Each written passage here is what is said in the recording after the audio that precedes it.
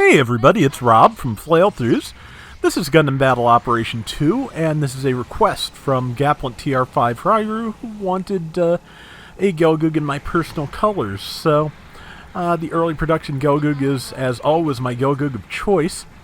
And I don't know if these qualify as personal colors, but they're as close as I've got, because basically I just randomly put these on the Gelgoog one time when I was going to do a set of rank matches, and I just started using them basically whenever I was, whenever I was trying to Gelgoog as seriously as possible. So that's just kind of where that wound up. And it's hard to consider anything my personal colors because I change color schemes so much. But this is, like I said, since this is the like my go-to color scheme on my favorite mobile suit, I think it counts. The Gelgoog is, of course, the early production Gelgoog is, of course, a 400 and up mobile suit with a really good charging beam rifle, an MMP-80 as its backup weapon, and a beam Naginata as its melee weapon of choice. And that description in the broadest sense fits a lot of Gelgoogs, but but the early production was the first one in the game, and it really still does work very well in my opinion. So has enough power to put behind both the Naginata and the rifle to do pretty good damage.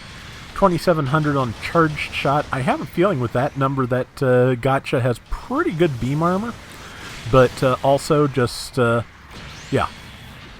Stun, knockdown, beam, and knockdown again. You can get a lot of good damage out of one of these.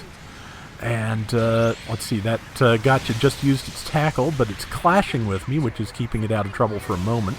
Thought we might do the, clash repeatedly thing, and since I had a tackle and it didn't, it made the most sense to just go for it and hope I got a counter. I didn't, but the person behind me got the kill, and that is fine. And now 2590 to 1235 with 5.5 minutes left. It's a good start. And there is a good target. It's a Gym 3. I think it's just a standard Gym 3. Yeah, just saw the marker from our Isaac go off for a second, and I'm pretty sure that's what it was. And that is, I think it's an Alex? Is that an Alex? Looks Alex-ish. But pardon me. Yep, that is an Alex. It's hitting me with the Gatlings. Has a pretty good solid chance of stunning me if I let it. And there is a Black Rider that I was able to ID thanks to our Isaac and counter. And unfortunately, I took a step back there to hope the downswing would, to better aim the downswing. And that gave it time for iframes to come up because, of course, iframes from a counter are come up much quicker than from a knockdown. Let's see. So, pretty sure, yep, that's the Black Rider there. So I'm going to try and get a shot in, which I have done. I wasn't really prepared to follow up. I was kind of thinking that wouldn't connect, else I would have been ready to follow, follow with the beam rifle. But now I'm in trouble, and I think the Black Rider's going to get me, unfortunately. Yeah, because it's just going to turn around and shoot me once, and my team is otherwise occupied, so. But I'm going to get an assist on that any second now, I'm pretty sure. It has no health, so. And I don't think it can, I don't think it's ready to stealth up yet either, so. You can see somebody taking shots at it. Number 5 is chasing it. Number 5 is a Garibaldi, is a pretty capable general. Yeah, I don't expect the Black Rider to last much longer. But it might last long enough for me to get the kill shot. I don't remember, even though I ran this earlier tonight. Like I said, the arm contains much ouch at the moment, so I will have to I'll have to find a way to get some of that out of there, and then hopefully be able to think a little better. Let's see, 3.5 minutes left, and we are kind of running away with it just a little bit. We've got almost a 3,000 point lead, which I believe this is a 450 room. The contents of the room certainly support that. So yeah, that being the case, this is probably the level 2 early production Gelgoog. So. And, yep, here's the Gotcha again, which I missed on both counts. I decided to push forward just so it couldn't stab me in the heel, and also, hopefully, if I can get off the bridge, I can kill that. Yep, that is a Mudrock. It is a dead Mudrock. I guess I didn't do enough damage to the Black Rider to get an assist. Either that or it got a full repair, because I'm not sure I saw the assist counter pop up. That said, I just absolutely demolished it, and it's going to have to go into Hades to get its legs back, because I'm sure it had none, because as you could see, I was aiming for those, as much as possible. Gym 3 is still after me, and yep, that is a standard Gym 3. It has the big missiles on the skirt, and the Mudrock is getting good damage in on me, and I think I kind of got used as a shield a little bit, which, to be honest, I used them as a shield from the first shot from the Mudrock, so, it's balance, it's give and take, it's fine, is what it is.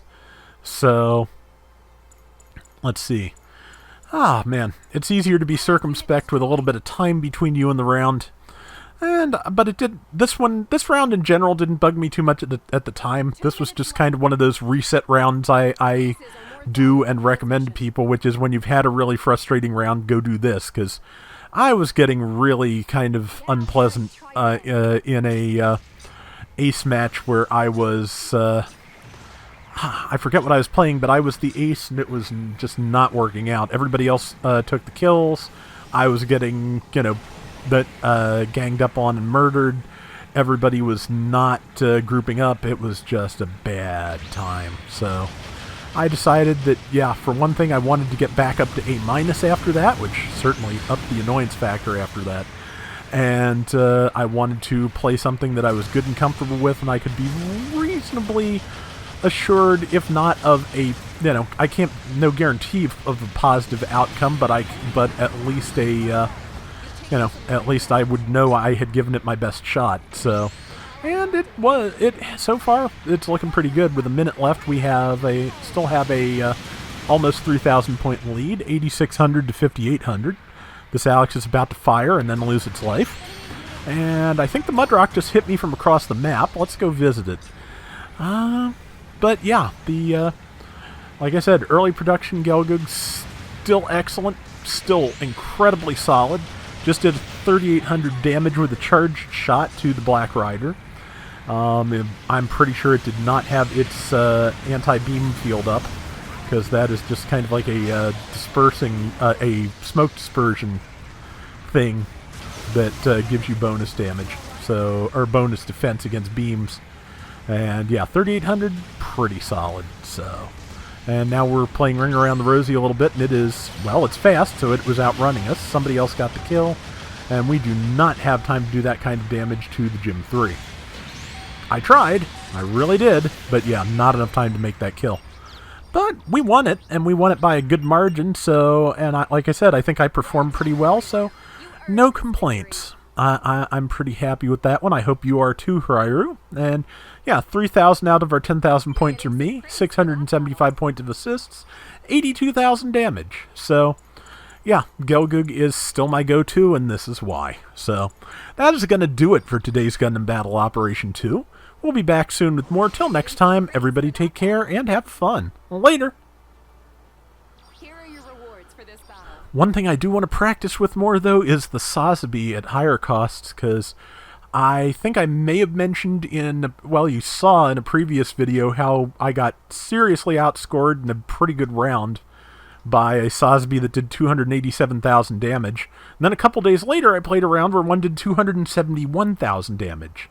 So this tells me, yeah, I need to learn to Sazabi.